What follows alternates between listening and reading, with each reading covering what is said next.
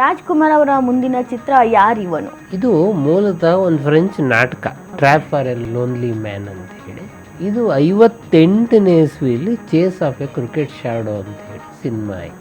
ಯಾರಿವನು chase a cricket ಶಾಡೋನ remake ಅಲ್ಲ, ಅಲ್ಲಿಂದ ತಂದಿರುವ ಒಂದು ಎಳೆ.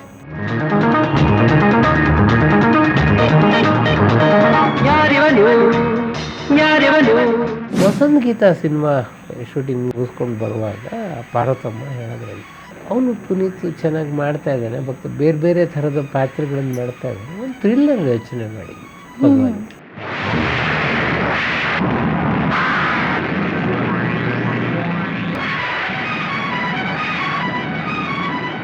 ಅಣ್ಣವರು ಪುನೀತ್ ಹೇಳಿದ್ರಂತೆ, ನೀನು ನಡೆಗೇನ ಚೇಂಜ್ ಮಾಡ್ಬೇಕು ಎರಡು ಪಾತ್ರಕ್ಕೂ ಕೂಡ. ಅಷ್ಟರಲ್ಲಿ ಗೊತ್ತಾಗೋದು ದೊಡ್ಡಷ್ಟು ಹುಡುಗ ಅಲ್ಲ, ಚಿಕ್ಕ ಹುಡುಗ ಪುನೀತ್. ಬಟ್ ಪುನೀತ್ ಅದನ್ನು ಮಾಡಿದ್ರು. ಅದನ್ನ ನಂಗೆ ಅಣ್ಣವ್ರು ಹೇಳಿದ್ರು, ಅಂದರೆ ಇವನು ಕಲಾವಿದನಾಗಿ ಬೆಳೀತಾನೆ.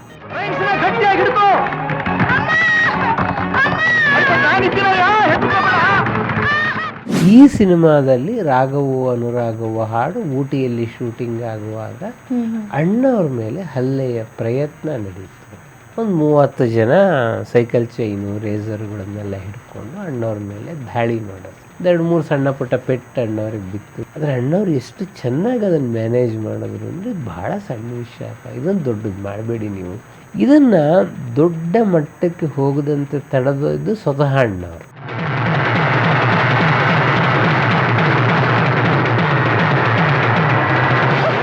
ಆಕಾಶದಿ ಹಾರಾಡುವ ಅಂತಂದು ಹಾಡಿದೆ. ನಾರ್ಮಲಿ ಅಣ್ಣವರು ಸೆಕೆಂಡ್ ಟೇಕ್ ತಗೊಳ್ಳಲ್ಲ. ಈ ಹಾಡಲ್ಲಿ 3 ಟೇಕ್ ತಗೊಂಡ್ರು ಅಣ್ಣವ್ರು. ದೊರೆ ಅಣ್ಣವ್ರನ್ನ ಕೇಳಿದ್ರು ಯಾಕೆ ಅಂತ. ಭಾಳ ಸ್ಟೀಪ್ನಲ್ಲಿ ಜೀಪ್ ರನ್ ಮಾಡಬೇಕು, ಮಗ ಪಕ್ಕದಲ್ಲಿ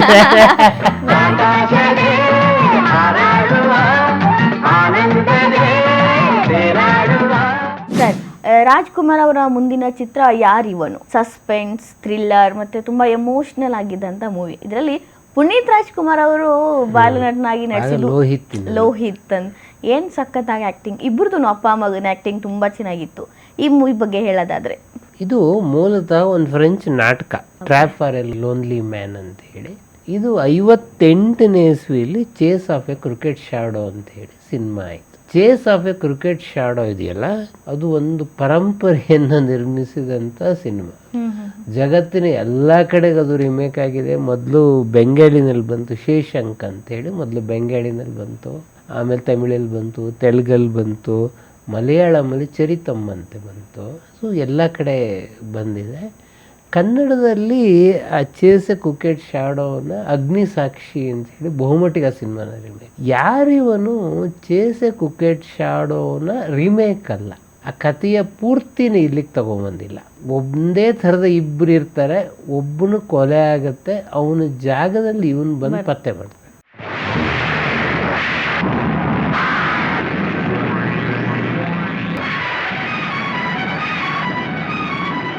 ಇದು ಅಲ್ಲಿಂದ ತಂದಿರುವ ಒಂದು ಎಳೆ.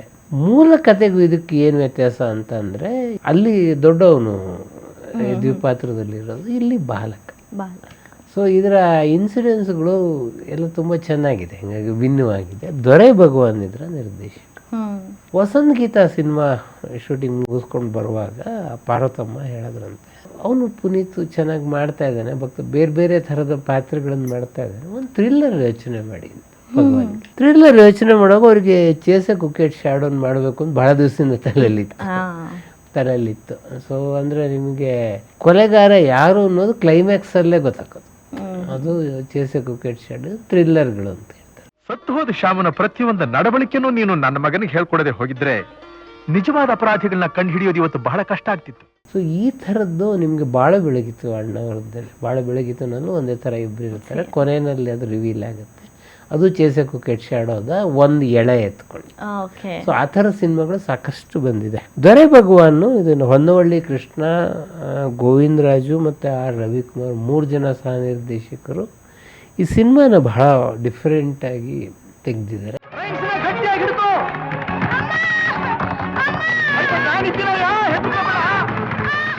ಮತ್ತು ಪುನೀತ್ ನೀವು ಹೇಳ್ದಂಗೆ ತುಂಬ ಮುದ್ದಾಗಿ ಅಭಿನಯಿಸಿದ್ದಾರೆ. ನೋಡಮ್ಮ, ನಾನೆಲ್ಲರೂ ಸತ್ತೋಗಿದ್ದೀನಿ ಅಂತ ಅಂತ ಹೇಳ್ತಾರೆ. ಸತ್ತೋದವ್ರು ನಡ್ಕೊಂಡ್ ಬರಕ್ಕಾಗುತ್ತಾ? ಸತ್ತೋದವ್ರು ಮಾತಾಡಕ್ಕಾಗುತ್ತಾ? ಬಿ ಸರೋಜಾದೇವಿ ಏನ್ ಬಹಳ ವರ್ಷಗಳಿಂದ ಸರೋಜಾದೇವಿ ಪುನೀತ್ ಬಗ್ಗೆ ಮಾತನಾಡುವಾಗಲೂ ಹೇಳೋರು. ಅಂದರೆ ಅವಾಗ ಆಮೇಲೆ ಪುನೀತ್ ಒಂದು ಸಿನಿಮಾದಲ್ಲಿ ಅವರನ್ನು ಇಂಟರ್ವ್ಯೂ ಮಾಡುವ ಕ್ಯಾರೆಕ್ಟರ್ದು ಪುನೀತ್ ಹೀರೋ ಅದು ಬಂತು. ಅವಾಗ ಅವರು ನನಗೆ ಆ ಸಿನಿಮಾ ಮಾಡುವಾಗ ಅವರು ಪುನೀತ್ ಎಷ್ಟು ಚಟುವಟಿಕೆಯಿಂದ ಇರ್ತಾಯಿದ್ರು, ಎಷ್ಟು ಥರದ ಇದನ್ನು ಮಾಡ್ತಾಯಿದ್ರು, ಮತ್ತು ಆ ಡೈಲಾಗ್ಗಳು ತುಂಬ ಅದ್ಭುತವಾಗಿ ಹಾಡೋರು. ಕಣ್ಣಿಗೆ ಕಾಣುವ ದೇವರು ಎಂದರೆ ಅಮ್ಮನು ತಾನೇ ಅಮ್ಮ. ಆಮೇಲೆ ಅಣ್ಣವ್ರಿಗೆ ಸಿಕ್ಕ ಹೀರೋಯಿನ್ಗಳಲ್ಲಿ ರೂಪಾದೇವಿ ಬಹಳ ಒಳ್ಳೆಯ ಹೀರೋಯಿನ್. ಹಂಗೆ ನೋಡಿದ್ರೆ ನನಗಿನ್ನೊಂದು 4-5 ಸಿನಿಮಾ ರೂಪಾದೇವಿ ಅಣ್ಣವ್ರ ಜೊತೆಗೆ ಬೇಕಿತ್ತು ಅಂತ ಅನ್ಸುತ್ತೆ. ಇವನು ಮುಂಚೆ ಲಾಕಪ್ನಲ್ಲಿ ಹಾಕಿ ಇಂಥವನ್ನ ಸುಮ್ಮನೆ ಬಿಡಬಾರ್ದು. ಇಂಥವನ್ನ ಏನ್ ಮಾಡ್ಬೇಕಂದ್ರೆ ಸರ್, ತಾಯಿ ಮಗಳು ಇಬ್ಬರಿಗೂ ಹೀರೋ ಆದ ಹೆಗ್ಗಳಿಕೆ ಅಣ್ಣವ್ರದ್ದು.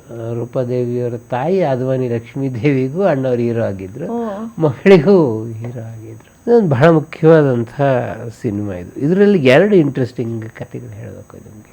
ಒಂದು ಆಕಾಶದಿ ಹಾರಾಡುವ ಅಂತ ಒಂದು ಹಾಡಿದೆ.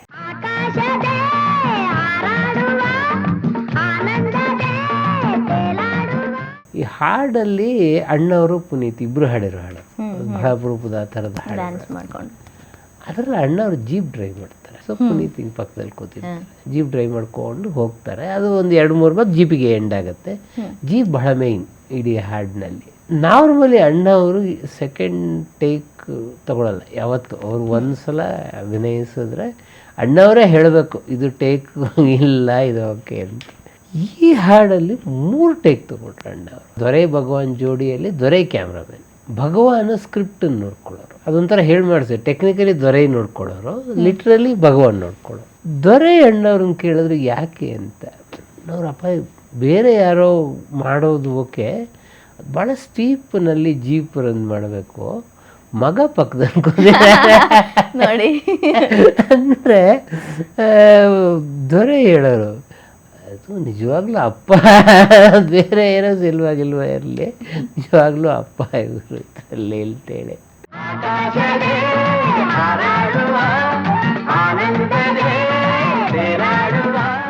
ಆಮೇಲೆ ಇದರಲ್ಲಿ ಕಾವೇರಿ ಏಕೆ ಓಡುವೆ ಒಂದು ಹಾಡು. ಕಾವೇರಿ ಏಕೆ ಓಡುವೆ, ನನ್ನಲ್ಲಿ ಪ್ರೀತಿ ಇಲ್ಲವೇ. ಕಾವೇರಿ ಹೀರೋಯಿನ್ ಮುನಿಸ್ಕೊಂಡು ಹೋಗ್ಬೇಕಾದ್ರೆ ಬರುವಂತ ಹಾಡೋದು ಒಂದು ಕ್ಲೈಮ್ಯಾಕ್ಸ್. ಅಂದ್ರೆ ಅವ್ರು ನಿಜವಾಗ್ಲೂ ಗಂಡ ಹೆಂಡ್ತಿನೋ ಸಿನಿಮಾದಲ್ಲಿ ಗೊತ್ತಿರಲ್ಲ. ನಿನ್ನ ಮಗನ ಸಾವನ್ ದವಡೆಗೆ ನುಗ್ತಾ ಇದ್ರು, ಅದನ್ನು ಸಹಿಸ್ಕೊಂಡಿದ್ಯಲ್ಲ. ನಿನ್ನ ತ್ಯಾಗ, ಧೈರ್ಯ, ಅದನ್ನು ಹೊಗಳೋಷ್ಟು ಶಕ್ತಿ ನನಗಿಲ್ಲ.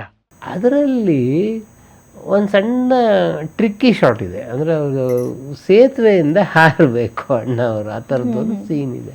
ಅದಕ್ಕೆ ಡ್ಯೂಪ್ ಹಾಕ್ತೀವಿ, ಅದು ಏನು ಬೇಡ ಅಂತೇಳಿ ಅಣ್ಣವ್ರು ನಾನೇ ಮಾಡ್ತೀನಿ. ಅದು ಯಾಕಂದರೆ ಇಡೀ ಒಂದು ಫ್ಲೋನಲ್ಲಿ ಹೋಗ್ಬೇಕು ಹಾಡು, ಡ್ಯೂಪ್ ಹಾಕಿದ್ರೆ ಒಂಥರ ರೇಗಿಸ್ಕೊಂಡು ಹೋಗ್ಬೇಕು ಅಂತ. ಅದು ಎಷ್ಟು ಚೆನ್ನಾಗಿ ಮಾಡಿದ್ದಾರೆ ಅಣ್ಣವರು ಆ ಶಾರ್ಟನ್ನು ಅಂತಂದರೆ. ನನಗೆ ಇದನ್ನು ಹೇಳಿದ್ದು ಪಾರ್ವತಮ್ಮ ಈ ಶಾರ್ಟ್ ಬಗ್ಗೆ. ಅವ್ರಿಗೆ ಪಾರ್ವತಮ್ಮಗೆ ಈ ಶಾರ್ಟ್ ಇಷ್ಟ ಇರಲಿಲ್ಲ, ಇದು ಬೇಡ ಇದು ಅಂತ ಹೇಳಿ. ಬಟ್ ಆ ರೇಗಿಸ್ಕೊಂಡು ಹೋಗುವ ಇದಕ್ಕೆ ಅದು ಬೇಕು, ಅದು ಆ ಥರದ್ದೆಲ್ಲ ಅಂತೇಳಿ. ಇಲ್ಲೇ ನದಿಯೊಳಗೆ ಮುಳುಗಲೆ ಹೇಳೆ ನನ್ನ ಚಂಚಲೆ. ಅದು ಆ ಹಾಡಿನ ಕೊನೆಯಲ್ಲಿ ಗೊತ್ತಾಗುತ್ತೆ. ಅದು ಆ ಕೊನೆಯಲ್ಲಿ ಒಂದು ಡೈಲಾಗು ಬರುತ್ತೆ.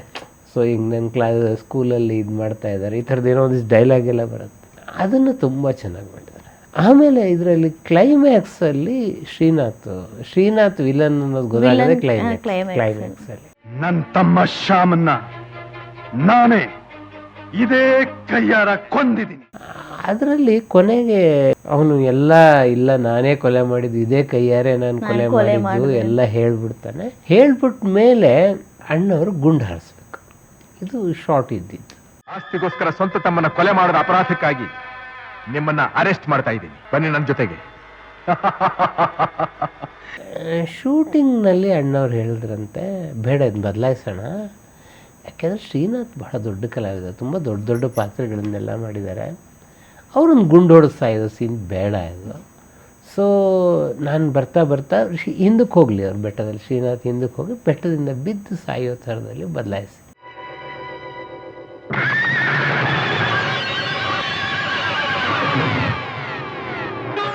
ಈಗ ನಿಮಗೆ ಅವನು ಮಗ ಸತ್ತು ಹೋಗಿದ್ದಾನೆ ಅಂತ ಹೇಳಿ ಸರೋಜಾದೇವಿ ಸಿದ್ಧ ಆಗಿಬಿಟ್ಟಿರ್ತಾರೆ. ಮಗ ಬರ್ತಾನೆ. ಸತ್ತು ಹೋದ ಮಗ ಮತ್ತೆ ಬದುಕಿ ಬಂದ ಅನ್ನೋದು ಯಾವ ತಾಯಿಗಾದರೂ ಬಹಳ ದೊಡ್ಡ ಖುಷಿಯ ವಿಷಯ. ಅದು ಇನ್ನೊಂದು ಪುನರ್ಜನ್ಮನ ಅವಳು ಅನುಭವಿಸ್ತಾ ಇರ್ತಾಳೆ. ಕ್ಲೈಮ್ಯಾಕ್ಸಲ್ಲಿ ಇಲ್ಲ ಅವ್ನು ನಿಜವಾಗ್ಲೂ ಸತ್ತು ಹೋಗಿದ್ದಾನೆ ಅನ್ನೋದು ಗೊತ್ತಾಗಬೇಕು. ಅಣ್ಣವರು ಇದನ್ನು ಹೇಳಿದ್ರಂತೆ, ಕ್ಲೈಮ್ಯಾಕ್ಸ್ ಒಂದು ಸ್ವಲ್ಪ ಬದಲಾಯಿಸಿ ಅವಳು ಅದನ್ನು ಹೆಂಗೆ ಸ್ವೀಕರಿಸ್ತಾಳೆ ಅನ್ನೋದು ಬಹಳ ಮುಖ್ಯ. ಈಗ ಸಿನಿಮಾ ಪತ್ತೇದಾರಿ ದೃಷ್ಟಿಯಿಂದ ವಿಲನ್ ಯಾರೋ ಅದನ್ನು ಹಿಡಿದಾಯಿತು, ಹೆಂಗೆ ಕೊಲೆ ಆಯಿತು ಅನ್ನೋದನ್ನ ಹಿಡಿದಾಯಿತು, ಅದು ಆಯಿತು. ಆದರೆ ಅವಳಿಗೆ ನಾನು ಕಳ್ಕೊಂಡಿದ್ದನ್ನು ಮತ್ತೆ ಪಡ್ಕೊಂಡಿದ್ದೀನಿ ಅನ್ನೋದೇನಾದರೂ ಬೇಕು ಅಂಥೇಳಿ ನೋಡಿರ್ಬೇಕು. ಆ ಸಿನಿಮಾ ಎಂಡ್ ಆಗೋದು ಈ ಚಿತ್ರದ ಅಂತ್ಯವನ್ನು ಯಾರಿಗೂ ಹೇಳಬೇಡಿರಿ ಅಂತೇಳಿ. ಅಂದರೆ ನಂಗೆ ಇಬ್ಬರು ತಾಯಿಯರು ಅಂತ ಅವನು ಹೇಳ್ತಾನೆ. ಇಬ್ಬರು ತಾಯಿಯರ ಈ ಅಮ್ಮ ಇಬ್ಬರು ಅಮ್ಮ ಅಂದ್ರೂ ನಾನು ಉಳಿಸ್ಕೊಳ್ತೀನಿ ಅಂತ ಹೇಳುವಲ್ಲಿ ಸಿನಿಮಾ ಎಂಡ್ ಆಗುತ್ತೆ. ನೀವಿಬ್ರು ಏನು ಯೋಚನೆ ಮಾಡಬೇಡಿ, ನಾನು ನಿಮ್ಮ ಹತ್ರನೂ ಇರ್ತೀನಿ, ನಿಮ್ಮ ಹತ್ರನೂ ಇರ್ತೀನಿ, ಇಬ್ಬರಮ್ಮನ ಜೊತೆನೂ ಇರ್ತೀನಿ. ಇದು ಅಣ್ಣವರು ಬದಲಾಯಿಸಿದ ಕ್ಲೈಮ್ಯಾಕ್ಸ್. ನಂಗೆ ಯಾಕಿದು ಬಹಳ ಮುಖ್ಯ ಅಂತಂದರೆ, ಒಂದು ಸಿನಿಮಾದಲ್ಲಿ ಅಣ್ಣವ್ರು ಎಷ್ಟು ಸೂಕ್ಷ್ಮ ಯೋಚನೆ ಮಾಡ್ತಾರೆ ಕಥೆಯನ್ನು ಕಟ್ಟೋದ್ರಲ್ಲಿ. ಮತ್ತು ಇದೊಂಥರ ಮಗನಿಗೆ ಮಾಡಿದ ಸಿನಿಮಾ ಆದರೂ ಕೂಡ ಅಣ್ಣವ್ರು ಯಾವಾಗಲೂ ಹೇಳೋರಂತೆ ಪುನೀತ್ಗೆ ಈ ಸಿನಿಮಾ ಆಗುವಾಗ, ಇವನು ಪಥದಾರಿ ಮಾಡೋದು ಬಂದಿರೋನು ಎರಡನೇ ಅವನು. ಸೊ ಅವನ ಹಾವಭಾವಕ್ಕೂ ಮೊದಲು ಸತ್ತೋಗಿದ್ದಾನಲ್ಲ ಅವನ ಹಾವಭಾವಕ್ಕೂ ವ್ಯತ್ಯಾಸ ಇರಬೇಕು, ಬಾಡಿ ಲ್ಯಾಂಗ್ವೇಜ್ ವ್ಯತ್ಯಾಸ ಇರಬೇಕು ಅಂತೇಳಿ. ಸೊ ಮೊದಲ ಶೂಟಿಂಗ್ ಫಸ್ಟ್ ಸೀನ್ನಲ್ಲೇ ಇಬ್ಬರು ಭೇಟಿ ಮಾಡ್ತಾರೆ. ಅದು ಅಲ್ಲಿಂದ ಸೀನು ಅಂತಾರೆ ಎಳೆ ಬಿಟ್ಕೊಳ್ತಾ ಹೋಗುತ್ತೆ. ಮಾಡುವಾಗಲೇ ಅವರು ಅಣ್ಣವರು ಪುನೀತ್ಗೆ ಹೇಳಿದ್ರಂತೆ, ನೀನು ನಡಿಗೆನೇ ಚೇಂಜ್ ಮಾಡಬೇಕು ಎರಡು ಪಾತ್ರಕ್ಕೂ ಕೂಡ. ಅಷ್ಟೆಲ್ಲ ಗೊತ್ತಾಗೋದು ದೊಡ್ಡಷ್ಟು ಹುಡುಗ ಅಲ್ಲ, ಚಿಕ್ಕ ಹುಡುಗ ಪುನೀತ್. ಬಟ್ ಪುನೀತ್ ಅದನ್ನು ಮಾಡಿದ್ರು. ಇನ್ನೇನ್ ಮಿಸ್ಟರ್ ಶ್ರೀಧರ್, ಇವನೇ ಶ್ಯಾಮು ಅಂತ ನಿರ್ಧಾರ ಆಯ್ತಲ್ಲ, ಇನ್ನು ಮನೆ ಕರ್ಕೊಂಡು ಹೋಗಿ. ನೋ ಸಾಧ್ಯವಿಲ್ಲ, ಇವನ್ ಮನೆ ಕರ್ಕೊಂಡು ಹೋಗಕ್ಕೆ ಆಗೋದಿಲ್ಲ. ಅದನ್ನ ನಂಗೆ ಅಣ್ಣವ್ರು ಹೇಳಿದರು. ಅಂದರೆ ಇವನು ಕಲಾವಿದನಾಗಿ ಬೆಳಿತಾನೆ, ಯಾರಿಗಿದು ಅರ್ಥ ಆಗುತ್ತೆ ಅವರು ಕಲಾವಿದರಾಗಿ ಬೆಳೀತಾರೆ ಅಂಥೇಳಿ. ಆಮೇಲೆ ಯಾವಾಗಲೂ ಅಣ್ಣವ್ರದ್ದು ಒಂದು ನಂಬಿಕೆ ಅದು. ಸೊ ಇನ್ನು ಚೇರಲ್ಲಿ ಕುತ್ಕೊಂಡು ನೋಡ್ತಾ ಇರ್ತಾನೆ. ಒಂದು 10 ರೀಲ್ ಓಡುವಾಗ ಮುಂದಕ್ಕೆ ಬರ್ತಾನೆ, ಇನ್ನೊಂದು 10 ರೀಲ್ ಬರುವಾಗ ಸೀಟಿನ ತುದಿಗೆ ಬಂದು ಕುತ್ಕೊತಾನೆ. ಏನಾಗುತ್ತೆ ಮುಂದೆ ಥ್ರಿಲ್ಲರ್ಗಳು ಹಂಗೆ ಇರಬೇಕು ಅಂಥೇಳಿ.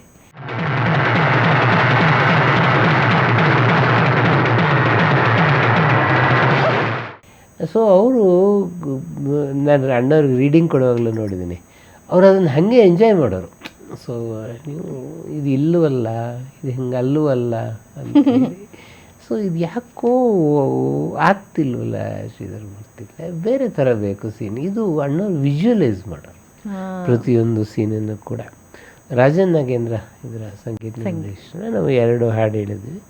ಇದರಲ್ಲಿ ಒಂದು ಅಮ್ಮನ ಬಗ್ಗೆ ಒಂದು ಹಾಡು, ಕಣ್ಣಿಗೆ ಕಾಣುವ ದೇವರು ಎಂದರೆ ತಾಯಿಯೇ ತಾನೇ ಅಂತ ಹೇಳಿ. ಕಣ್ಣಿಗೆ ಕಾಣುವ ದೇವರು ಎಂದರೆ ಅಮ್ಮನು ತಾನೇ, ಅಮ್ಮ.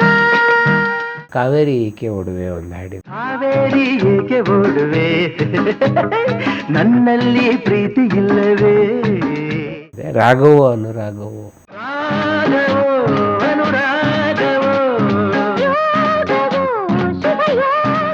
ಆಕಾಶದೇ ಹಾರಾಡುತ್ತೆ 4 ಹಾಡಿದೆ. ಆಕಾಶದೇ ಹಾರಾಡುವ ಆನಂದದೇ ತೇಲಾಡುವ. ಸಿನಿಮಾ ಮೇಲೆ ಒಂದು ಬಹಳ ಮುಖ್ಯವಾದ ಘಟನೆ ಹೇಳಲೇಬೇಕು. ಈ ಸಿನಿಮಾದಲ್ಲಿ ರಾಘವೋ ಅನುರಾಘವೋ ಹಾಡು ಊಟಿಯಲ್ಲಿ ಶೂಟಿಂಗ್ ಆಗುವಾಗ ಅಣ್ಣವ್ರ ಮೇಲೆ ಹಲ್ಲೆಯ ಪ್ರಯತ್ನ ನಡೀತು. ಒಂದು 30 ಜನ ಸೈಕಲ್ ಚೈನು ರೇಸರ್ಗಳನ್ನೆಲ್ಲ ಹಿಡ್ಕೊಂಡು ಅಣ್ಣವ್ರ ಮೇಲೆ ದಾಳಿ ಮಾಡಿದ್ರು. ಸರಿ, ಇದೊಂದ್ಸಲ ಅದೊಂದು ಸಂದರ್ಭ ಬಂದಾಗ ಅಣ್ಣವ್ರ ಒಂದು ಪ್ರಶ್ನೆ ಕೇಳಿದ್ದೆ. ಅವ್ರು ಅದಕ್ಕೆ ಉತ್ತರ ಹೇಳಲಿಲ್ಲ.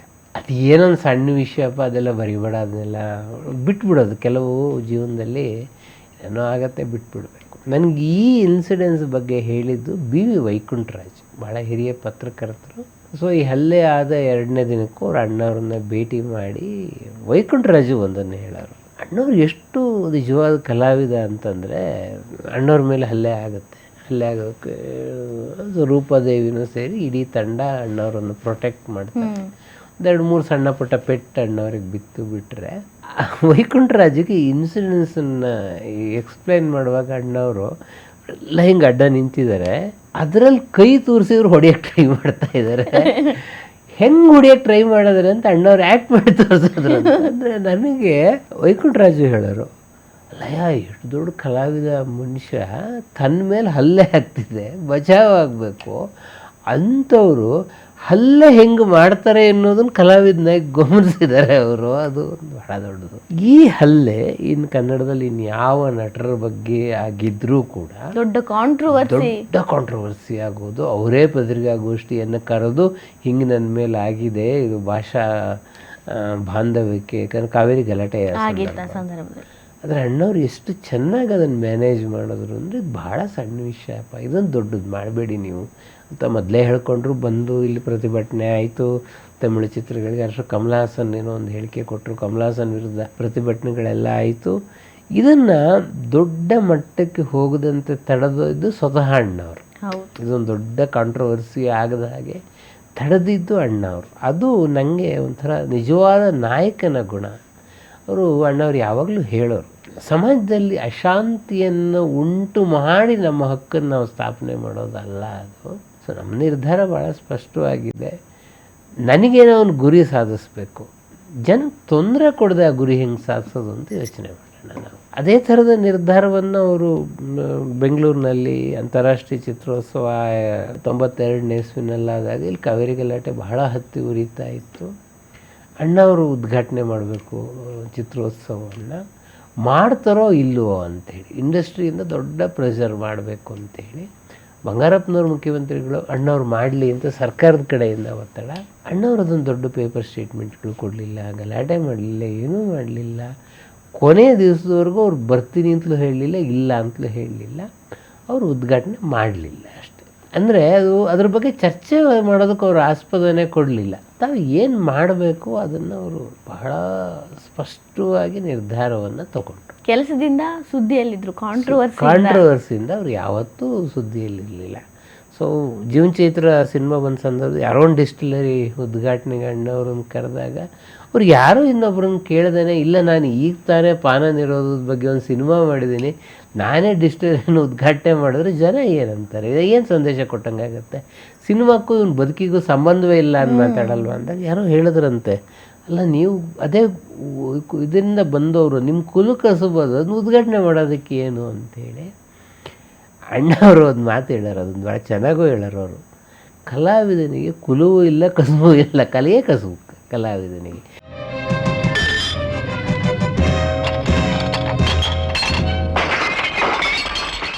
ಅದರಿಂದ ಕಲಾವಿದ ನಾನು ಮನೆತನ ಹಿಂಗೆ ಅಂತ ಯಾವತ್ತೂ ಹೇಳ್ಕೊಂಡು ಕಲಾವಿದರು ಎಲ್ಲರೂ ಸಮಾನ. ಬಹುಶಃ ನಮಗೆ ಕಲಾವಿದರು ಎಲ್ಲರೂ ಸಮಾನರು ಅಂತ ಹೇಳೋದಕ್ಕೊಂದು ರೂಪಕದ ಥರ ಅಣ್ಣವ್ರು ನಮಗೆ ಕಾಣಿಸ್ತಾರೆ.